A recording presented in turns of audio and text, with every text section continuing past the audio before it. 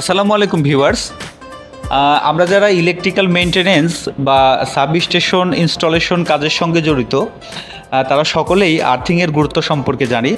তো আমরা এই আর্থিং কেবল সিলেকশনের সময় অনেক হেজিটেটে পড়ে যাই, আসলে কিভাবে কি সিলেক্ট করব, এটা আবার কোনো স্ট্যান্ডার্ড ফেইলিওর করবে কিনা। তো সেই বিষয়টা নিয়ে আজকে কথা বলবো। আজকে আমি এমন কিছু ট্রিক্স এবং টিপস আপনাদের সাথে শেয়ার করব যেগুলো মেনটেন করে আপনারা কোনো রকম ক্যাপ ছাড়াই খুব সহজভাবে আর্থিং কেবল সিলেকশন করতে পারবেন, এবং আরএসসি হোক, অ্যাকর্ড হোক, যে কোনো ধরনের অডিটই হোক না কেন, এখানে কোনো ভুল ধরবে না এবং কোনো স্ট্যান্ডার্ড ফেইলিওরও করবে না। তো কথা না বাড়িয়ে আমরা মূল ভিডিও শুরু করি। ভিউয়ার্স, আমি আর্থিং কেবল সিলেকশনের পুরো সিস্টেমটাকে মূলত 4টি স্টেপে ভাগ করছি। তো স্টেপ নাম্বার 1 হচ্ছে, আপনি আপনার পাওয়ার কেবল যত ছোটোই হোক না কেন, যত ছোট সাইজের হোক না কেন আপনার পাওয়ার কেবল, আপনাকে আর্থিং কেবল সর্বনিম্ন 4 RM ব্যবহার করতে হবে।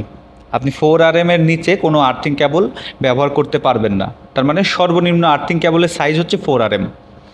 এই গেল।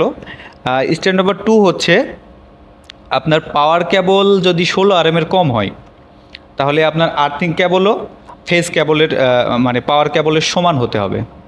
আপনার যদি পাওয়ার কেবল 10 RM হয়, আপনি আর্থিং কেবলও 10 RM দিবেন। আপনার পাওয়ার কেবল যদি 16 RM হয়, আপনি আর্থিং কেবলও 16 RM দিবেন।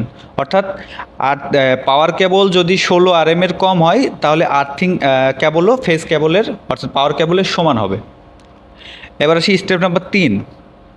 স্টেপ নাম্বার 3-এ হচ্ছে, আপনার পাওয়ার কেবল যদি 16 RM থেকে 35 RM হয়, পাওয়ার কেবলের সাইজ যদি 16 RM থেকে 35 RM মধ্যে হয়, তাহলে আপনি আর্থিং কেবল 16 RM দিবেন। 16 থেকে 35-এর মধ্যে যে কোনো সাইজের পাওয়ার কেবল হলে আপনি আর্থিং কেবল 16 RM লাগাই দিবেন, কোনো সমস্যা হবে না। স্টেপ নাম্বার 4, আপনার পাওয়ার কেবলের সাইজ যদি 35 RM বেশি হয়, আপনার পাওয়ার কেবলের সাইজ 35 RM থেকে শুরু করে 400 RM 500 RM পর্যন্ত হোক না কেন, সমস্যা নেই। আপনি তখন আপনার পাওয়ার কেবলের অর্ধেক দিবেন, অর্ধেক সাইজের হচ্ছে আপনি আর্থিং কেবল দিবেন। তার মানে আপনার পাওয়ার কেবল যদি সাপোজ ধরেন 95 RM হয়, আপনি এর অর্ধেক কত হয়, মোটামুটি 50 RM আপনি আর্থিং কেবল দিয়ে দিবেন। এক কথা হচ্ছে, আপনার পাওয়ার কেবল যদি 35 RM বেশি হয়, সেক্ষেত্রে আপনি আর্থিং কেবল সেই পাওয়ার কেবলের অর্ধেক সাইজের দিবেন। যদি পাওয়ার কেবল 100 হয়, তাহলে আপনি আর্থিং কেবল 50 দিবেন। যদি 200 হয়, তাহলে 100 দিবেন। যদি 300 RM হয়, তাহলে আর্থিং কেবল 150 RM দিবেন। যদি 400 RM হয়, তাহলে 200 RM দিবেন। এই হচ্ছে সিস্টেম। তো আপনারা এই 4টে স্টেপ যদি আপনারা ফলো করে যে কোনো ইনস্টলেশন করেন, তাহলে কোনো ধরনের কোনো সমস্যা হবে না, এবং যে কোনো অডিট হোক, বায়ার হোক, সেখান থেকে স্বীকৃতি লাভ করবে।